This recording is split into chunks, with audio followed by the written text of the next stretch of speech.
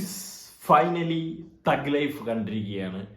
പൊന്നിയിൻ സെൽവന് ശേഷം മണിരത്നം സംവിധാനം ചെയ്യുന്ന, കമൽഹാസൻ അഭിനയിക്കുന്ന, തൃഷ കൃഷ്ണൻ, അഭിരാമി, സിലംബരസൻ, ഐശ്വര്യലക്ഷ്മി, ജോജു ജോർജ് തുടങ്ങിയവരൊക്കെ, Nassar the main man in this movie, Nassar, എല്ലാവരും അഭിനയിച്ച് സിനിമ കണ്ടിരിക്കുകയാണ്. രാവിലെ കണ്ടായിരുന്നു, കുറച്ച് തിരക്ക് കാരണമാണ് ഇപ്പോൾ വീഡിയോ ഇടാമെന്ന് വിചാരിച്ചത്. പടം എങ്ങനെ ഉണ്ടെന്ന് എൻ്റെ അടുത്ത് ആരെങ്കിലും ചോദിച്ചു കഴിഞ്ഞാൽ നല്ല ഒന്നാം തര ഊള പടം. ഇവർ മാക്സിമം ഇന്ത്യൻ 2-നെ തോൽപ്പിക്കാൻ ശ്രമിച്ചു അവരാണ് ലെവലിൽ, പക്ഷെ തോൽപ്പിക്കാൻ പറ്റിയിട്ടില്ല. ടെക്നീഷ്യൻസൊക്കെ അമ്മാതിരി സംഭവങ്ങളൊക്കെ പടത്തിൽ ചെയ്തു വെച്ചിരിക്കുന്നതുകൊണ്ട് ആ പടത്തിനെ അവരാധ ലെവലിൽ തോൽപ്പിക്കാൻ പറ്റിയിട്ടില്ല എന്നാണ് എനിക്ക് തോന്നിയത്. Written and directed by producer also Mani Ratnam. ഇതിനു മുമ്പത്തെ കമൽഹാസൻ പടം നായകൻ. സത്യം പറഞ്ഞാൽ തുടക്കത്തിലെ ബ്ലാക്ക് ആൻഡ് വൈറ്റ് പോർഷൻ, ആ ഒരു നായകന്റെ സംഭവം കൊണ്ടുവന്ന മറ്റേ ഗ്ലാസ്സൊക്കെ വെച്ചിട്ട് ആ വിൻഡോ ഒക്കെ തുറന്നിങ്ങനെ നോക്കണം ഗാനമൊക്കെ ഇല്ലേ, അതൊക്കെ നല്ല നൈസായിരുന്നു. പിന്നെ ഞാൻ ഉറ്റുനോക്കിക്കൊണ്ടിരുന്ന ആ ഒരു ഗാനം, അത് അതിന് വേണ്ടിയുള്ള വെയിറ്റിംഗ് ആയിരുന്നു. ഞാൻ അതാണ് ഉറങ്ങാതെ ഇങ്ങനെ ഇരുന്നത്, എപ്പോഴാണ് ഇത് വന്നാൽ വേണ്ടി ഉറങ്ങിപ്പോയാൽ മിസ്സായാലോ എന്ന് വിചാരിച്ചിട്ട് മറ്റേ വിൻവിളി നായക ആ സാധനം ഇല്ലടേ, അത് കേൾക്കാൻ വേണ്ടിയാണ് ഞാൻ കുറേ നേരം വെയിറ്റ് ചെയ്തത്. എവിടെ ഇപ്പോൾ വരുമോ അങ്ങനെ ഏറ്റവും അവസാനം എൻ ക്രെഡിറ്റ്സിന് തൊട്ട് മുമ്പ് ആ സാധനം വന്നു. അവർക്ക് മനസ്സിലാണോ, പലവരും ഇത് സാധനം കാണാനായിരിക്കും പോയത്, അതുകൊണ്ട് ആരും ഇറങ്ങി ഓടരുതല്ല, അതുകൊണ്ട് ഇത് അവസാനം കൊണ്ടിടാന്ന് പുള്ളി തീരുമാനിച്ചെന്ന് തോന്നുന്നു. Produced written by Kamal Haasan also, producer and writer Kamal Haasan. Shiva Anand produce ചെയ്തിട്ടുണ്ട്. എന്താണ് പ്രൊഡ്യൂസറുടെ മാർജിൻ ഫ്രീ മാർക്കറ്റ്സ്.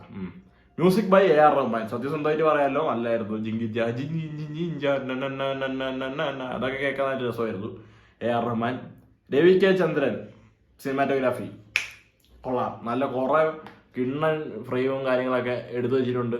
അത് അറിയാലോ, ക്വാളിറ്റി വൈസ് ഒരിക്കലും എന്തൊക്കെ ചെയ്യാൻ നോക്കിയാലും അത് തകരത്തില്ല. പിന്നെ ഫൈറ്റ് സീക്വൻസസ് ഒക്കെ ആണെങ്കിലും ഇവരുടെ സിംബുവിന്റെയും ഉലകനായകന്റെയും ഹാൻഡ് ടു ഹാൻഡ് കോമ്പാറ്റ്സ് ഒക്കെ രഹസ്യമായിട്ട് തന്നെ എടുത്തു വെച്ചിട്ടുണ്ട്, പറയാതിരിക്കാൻ വയ്യ. Edited by Sreekar Prasad. 2.25 മണിക്കൂർ. നിങ്ങൾ ഒരു എങ്ങനെ പോയാലും ഒരു 5-6 വട്ടം ഇരുന്ന് കണ്ടു കാണൂലേ. നിങ്ങൾക്ക് എവിടെങ്കിലൊക്കെ കുറച്ച് സാധനങ്ങളൊക്കെ അടിച്ച് കട്ട് ചെയ്ത് കളയാമെന്ന് തോന്നിയില്ലേടേ, എനിക്ക് അറിഞ്ഞൂടാ. ശർമിഷ്ഠ റോയ് ആണ് പ്രൊഡക്ഷൻ ഡിസൈനർ. ഏക ലഖാനിയാണ് കോസ്റ്റ്യൂം ഡിസൈനർ. കോസ്റ്റ്യൂമൊക്കെ കുഴപ്പമില്ല. അപ്പൊ പടത്തില് നമുക്ക് ഇൻഡെപ്ത് കാര്യങ്ങൾ പറയാൻ തുടങ്ങുകയാണെങ്കിൽ, ഇതിന്റെ കഥ പശ്ചാത്തലം പല സിനിമകളുടെയൊക്കെ മിക്സാണ്. അത് ഏതാണെന്ന് ഞാൻ പറയുന്നില്ല. കുറേയൊക്കെ അവിടെ നമുക്ക് കാണുമ്പോൾ ഇതല്ലേ എന്നൊക്കെ തോന്നും. പ്രഡിക്റ്റബിൾ സ്റ്റോറിയാണ്. ഒരാളെ കാണിച്ചിട്ട് അയാളെ പിന്നെ കാണിക്കുമ്പോഴത്തേക്ക് ഇയാൾ ഏത് ലെവലിലേക്കാണ് പോകുന്നതെന്നും പിന്നീട് ഉണ്ടാകുന്ന കാര്യങ്ങളും, അത് ഞാൻ കഥയിലോട്ട് വരുന്നില്ല ഗൈസ്, അത് നിങ്ങൾക്ക് കാണുമ്പോൾ പിടിയിട്ടു. ഭയങ്കര പ്രഡിക്റ്റബിൾ ആയിട്ടുള്ള ഒരു കഥയാണ്, യൂഷ്വൽ കഥയാണ്. നിങ്ങൾ പുതിയ കഥയോ ഒന്നും നോക്കി പോരുത്. പക്ക മറ്റേ ഗുണ്ടകളുടെ ജീവിതം കറക്റ്റ് പേര് തഗ് ലൈഫ് എന്ന് ഇട്ടിട്ടുണ്ട്. ഒരു ഗുണ്ടേന്റെ ജീവിതത്തിൽ നടക്കുന്ന കാര്യങ്ങളും അവിടെ ഉണ്ടാകുന്ന പ്രശ്നങ്ങളും തമ്മിൽ തല്ലല് എന്ന് വെച്ചാൽ അവരുടെ ടീമിൻ്റെ ഇടയിൽ തന്നെ മറ്റേ ഒറ്റലും കാര്യങ്ങളും അവസാനം ഒരാളൊക്കെ ഇട്ട് പണിയലും ഇതൊക്കെ തന്നെയാണ്. പിന്നെ തൃശ്ശേന്റെ കഥാപാത്രം മസാല കാണിക്കാൻ വേണ്ടി മാത്രം പടത്തിൽ കൊണ്ടുവന്നിരിക്കുകയാണ്. അല്ലാതെ എനിക്ക് ആ ഒരു കോൺസെപ്റ്റേ പിടിയിട്ടില്ല. എനിക്ക് ഭയങ്കര ഇതായിട്ട് തോന്നി. ഒരു ഗുണ്ടയായി കഴിഞ്ഞാൽ ഈ മറ്റേ വെപ്പാട്ടി ചിന്ന വീട് സെറ്റപ്പൊക്കെ നിർബന്ധമാണോ? എനിക്കറിഞ്ഞൂടാ. അവര് ഒരു അലങ്കാരമായിട്ട് ഒരുമാതിരി ഗ്ലോറിഫൈ ചെയ്താണ് പടത്തിൽ കാണിച്ചിരിക്കുന്നത്. എനിക്ക് ആ ഒരു സംഭവത്തിനോട് ഒട്ടും താല്പര്യമില്ല. അത് എന്താണ് അവർ ഉദ്ദേശിച്ചത്? പിന്നെ കണ്ടോണ്ടിരിക്കാൻ നല്ല രസമായിരുന്നു, പറയാതിരിക്കാൻ വയ്യ. തൃശ്ശ കിടിലൻ ലുക്കായിരുന്നു. പിന്നെ അഭിരാമി കുഴപ്പമില്ല ചെയ്തിട്ടുണ്ട്. ആക്ടിങ് വൈസ് ഒക്കെ കമൽഹാസൻ ഒഴിച്ച് ബാക്കിയെല്ലാവരും അടിപൊളിയായിട്ട് തന്നെ ചെയ്തിട്ടുണ്ടെന്നാണ് എൻ്റെ ഒരു അഭിപ്രായം. ജോയു ചേട്ടന്റെ കഥാപാത്രം പുള്ളി എന്തിനാണ്, കാഞ്ഞിരപ്പള്ളി പത്രോസ്, മലയാളിയാണ്. അതിൽ മലയാളം അധികം പറയുന്നൊന്നുമില്ല, ബട്ട് മലയാളിയായിട്ടാണ് പുള്ളീനെ കഥാപാത്രത്തെ നമുക്ക് കാണിച്ചു തന്നിരിക്കുന്നത്. ഐശ്വര്യലക്ഷ്മി കുറച്ചുണ്ട്, ബാബുരാജ് ഏട്ടൻ കുറച്ചുണ്ട്. അങ്ങനെ ഒരു പടോടെ ചുമ്മാ ഇരുന്ന് കളയാൻ സമയവും കാശും ഉണ്ടെങ്കിൽ പോയി കണ്ടു നോക്കാന്നേ ഞാൻ പറയുള്ളൂ. അല്ലാതെ ഞാൻ ആരെയും ഈ പടം പോയി കാണണം എന്ന് ഞാൻ പറയത്തില്ല. ഇതിന്റെ 2-ന്റെ ഒരവസ്ഥ തന്നെയാണ് ഇതിനെന്നാണ് എനിക്ക് തോന്നിയത്. ബട്ട് കണ്ടോണ്ടിരിക്കാൻ കുറച്ചുകൂടി രസമാണത്. പിന്നെ ഇവന്മാര് മറ്റേ ഇവിടെ നേപ്പാളിലെ ഒരു സാധനമുണ്ട്, കാത്മണ്ഡ് എന്ന് പറയുന്ന സ്ഥലമില്ല, എനിക്ക് എൻ്റെ കറക്റ്റ് പ്രൊണൗൺസിയേഷൻ അറിഞ്ഞുകൂടാ. അവിടെയൊക്കെ പോയി കുറച്ച് സാധനങ്ങളൊക്കെ എടുത്തിട്ടുണ്ട്. എന്തോ ആയതോടെ വേറൊരു ലൊക്കേഷനിൽ നിങ്ങൾക്ക് ആ ഒരു പർട്ടിക്കുലർ സീൻ എടുക്കാൻ കിട്ടിയില്ല.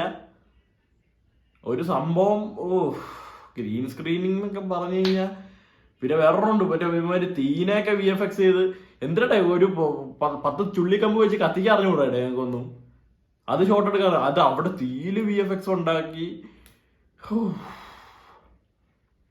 എനിവേ നിങ്ങൾ പോയി കണ്ടു നോക്കുക എന്നേ എനിക്ക് പറയാനുള്ളൂ. അല്ലാതെ ഞാൻ ആരെയും ഇതാക്കുന്നില്ല. എൻ്റെ അടുത്ത് ആരെയും ചോദിച്ചു തരികയാണെങ്കിൽ OTT കണ്ടാൽ മതി ഞാൻ പറയുള്ളൂ. പക്ഷേ ഓഫ് കോഴ്സ് ഉലകനായകൻ ഫാൻസ് ഉണ്ടെങ്കിൽ അവരെന്തായാലും ഇടിച്ചള്ളി പടം കാണാൻ പോയിരിക്കും. അവർ പോയി കണ്ട് അവരുടെ വിലയേറിയ അഭിപ്രായം പറയട്ടെ. ഞാൻ ഒരാളായിട്ടൊന്നും പറയുന്നില്ല. നാളെ ചോട്ട മുംബൈ റിലീസ്, ഇതിൻ്റെ ക്ഷീണം നാളെയാണ് മോനെ തീരാൻ പോകുന്നത്. അത് ഫാൻ ഷോയ്ക്ക് ടിക്കറ്റൊക്കെ എടുത്ത് വെച്ചിട്ടുണ്ട്. പോയിട്ട് അങ്ങ് ഒരു 1.5 പൊളി പൊളിക്കാൻ പോവാണ്. അപ്പോൾ എന്തായാലും അതിൻ്റെ വീഡിയോ വരുന്നതായിരിക്കും. ഡീറ്റെയിൽ ആയിട്ട് തന്നെ ഞാൻ ഒരു വ്ളോഗ് ടൈപ്പ് സാധനം ചെയ്യുന്നതാണ്. Yeah that's all. Bye bye.